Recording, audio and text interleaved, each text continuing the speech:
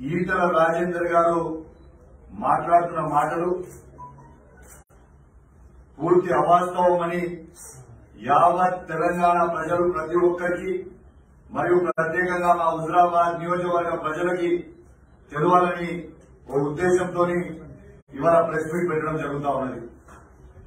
ఇవాళ మీరు ఆలోచన చేస్తే ఈటల రాజేందర్ గారిని నేను కొన్ని ప్రశ్నలు అడిగా.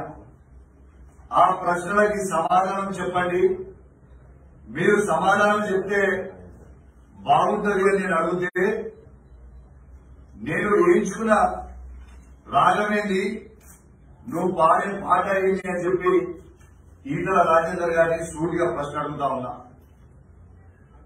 నేను ఈటల రాజేందర్ గారిని మీరు హుజురాబాద్ నియోజకవర్గంలో మీరు ఏం అభివృద్ధి చేసిండ్రో ఒకసారి చూపించండి.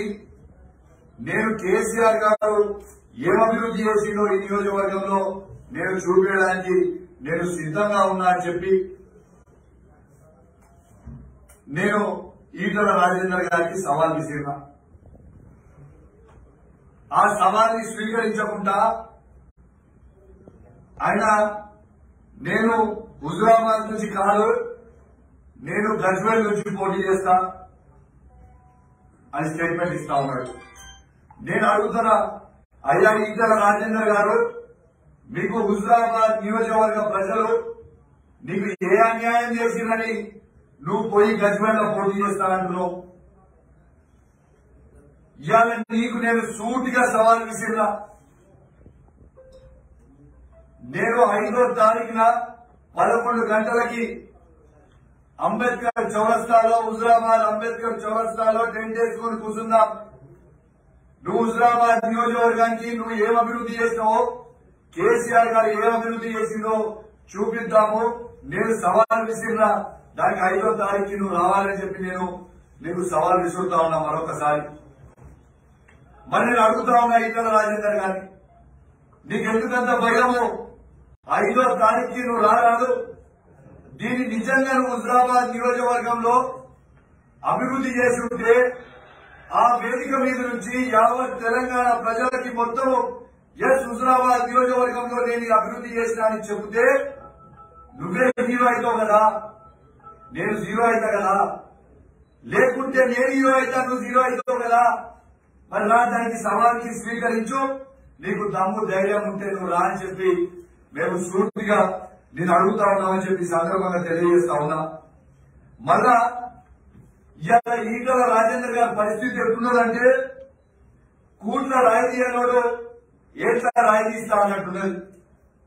మా హుజురాబాద్ నియోజకవర్గంలో నువ్వు అభివృద్ధి ఏమి చేయలేదు కాబట్టి నీకంత భయం అవుతా ఉన్నది.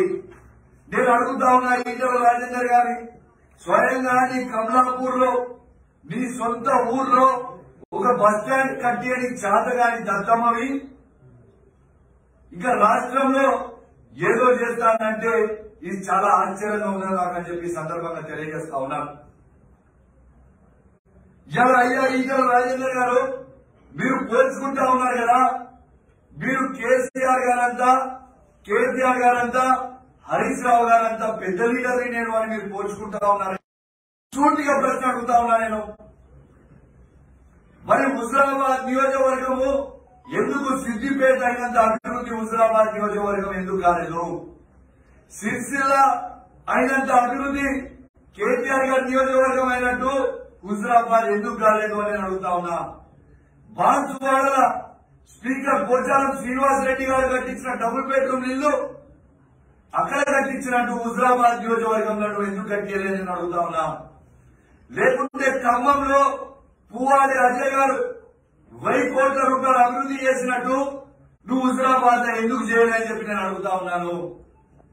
నీ సహచర మంత్రివర్యులు, ఈ మంత్రులందరూ బయట అనుకుందాం, మన సొంత జిల్లా కరీంనగర్ జిల్లాలో ఉన్న మంత్రి గంగుల కమలాకర్ గారు 1000 కోట్ల రూపాయల అభివృద్ధి 2.5 సంవత్సరాలు తన మంత్రిగా ఉంటేనే ఇవాళ కరీంనగర్ కి 1000 కోట్ల రూపాయల అభివృద్ధి చేసి చూపిస్తా ఉన్నాడు. మరి నువ్వెందుకు 7.5 సంవత్సరాలుగా మంత్రిగా మీరున్నప్పుడు మీరెందుకు ఈ హుజురాబాద్ నియోజకవర్గంలో అభివృద్ధి చేయలేదు అని చెప్పి నేను అడుగుతా ఉన్నా. సరే నువ్వు అభివృద్ధి చేసినా నువ్వు అంటున్నావు కదా, చేయలే అని నేను అంటున్నా. నువ్వు దమ్ముంటే ధైర్యం ఉంటే నువ్వు చర్చకి రా. 5వ తారీఖున చర్చకి నువ్వు రా.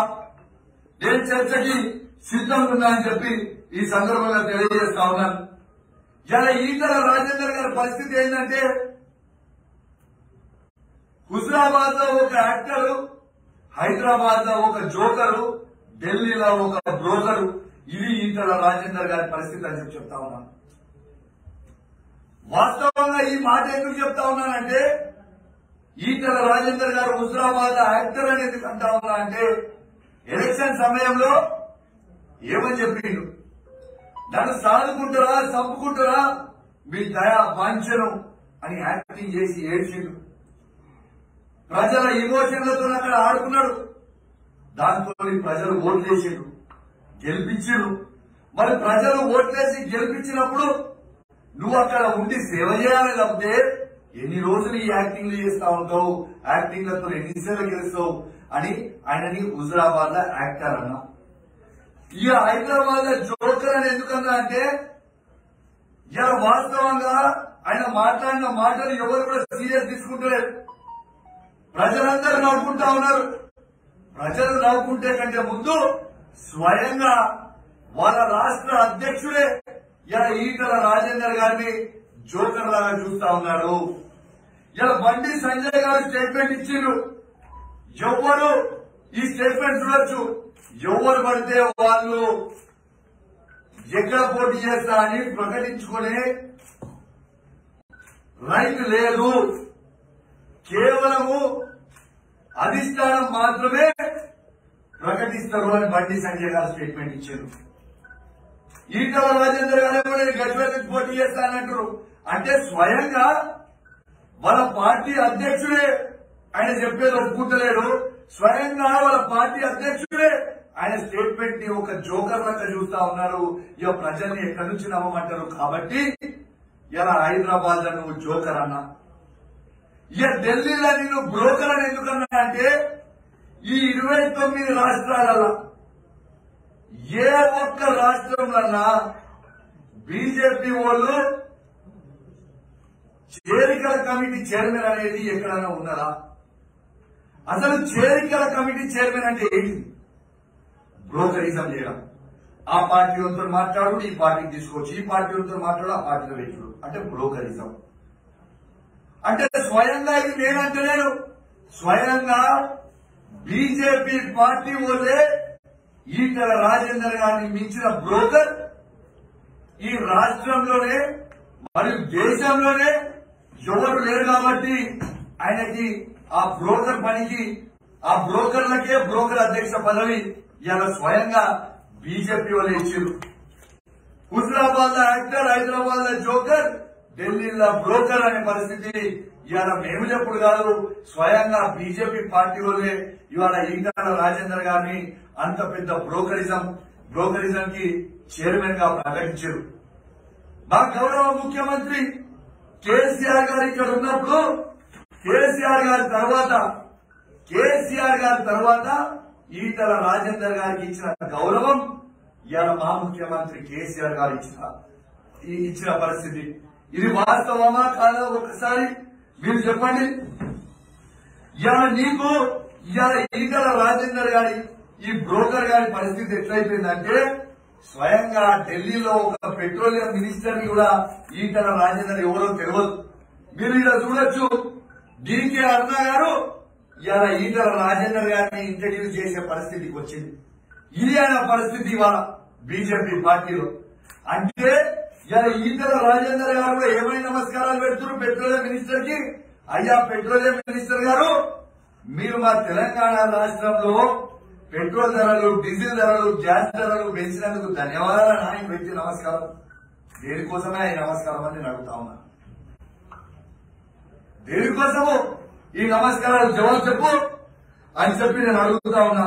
ఇవన్నీ మాట్లాడుకుంటూ అన్నారు గౌరవ ముఖ్యమంత్రి కేసీఆర్ గారు హుజరాబాద్ నియోజకవర్గంలో ఒక 10 లక్షల రూపాయలు ఆయన కొత్తగా ఇచ్చిన శాంక్షన్లు ఏమైనా ఉంటే నాకు జియో చూపి అన్నాడు. అయ్యా ఈటల రాజేందర్ గారు రాసుకోండి. జియో నంబర్ 354 నుంచి కేసీఆర్ గారు ఫండ్ నుంచి ఎస్డిఎఫ్ ఫండ్ నుంచి 100 కోట్ల రూపాయలు ఇవాళ కేసీఆర్ గారు హుజురాబాద్ నియోజకవర్గానికి ఇచ్చిన జియో కాపీ నేను చూపిస్తున్నా మీకు లైవ్ గా. ప్రెస్ మిత్రులందరూ కూడా ఈ జియో ఇస్తా.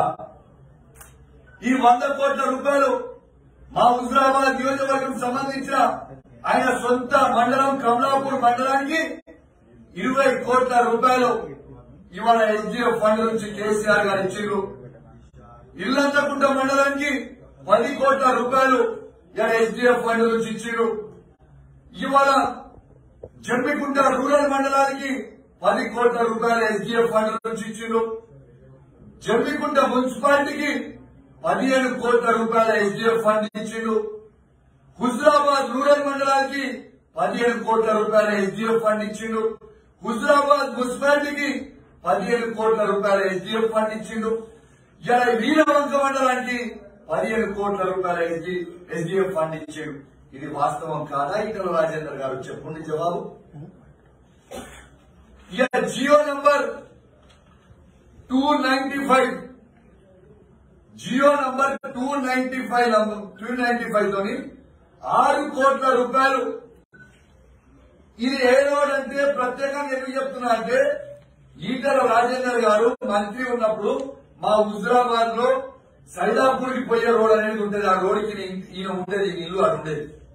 ఆ వాడ ఉన్న హుజురాబాద్ లో మున్సిపాలిటీలో ఆ వాడలో ఉన్న వాళ్ళందరూ కూడా అయ్యాని దయాని దండం పెడతాము, మోటార్ లోతు రోడ్డు ఉన్నది, ఈడ వర్షం పడితే ఇబ్బంది ఉన్నది అని చెప్తే కూడా ఆయన ఈ సొంత ఇంటికి రోడ్ వేసుకొని చాదరగాని దద్దమ్మ ఈటల రాజేందర్ గారి ఇంటి రోడ్ కూడా 6 కోట్ల రూపాయలు పెట్టి ఆర్ఎంబి ద్వారా కంప్లీట్ చేసిన జియో మీకు చూపిస్తా ఉన్నా. అయ్యా ఈటల రాజేందర్ గారు, మీరు గెలిచి ఇప్పటిదాకా హుజురాబాద్ నియోజకవర్గంలో మీరు ఇప్పటిదాకా గెలిచి దాదాపు 10 నెలల దాకా వస్తా ఉంది దగ్గర.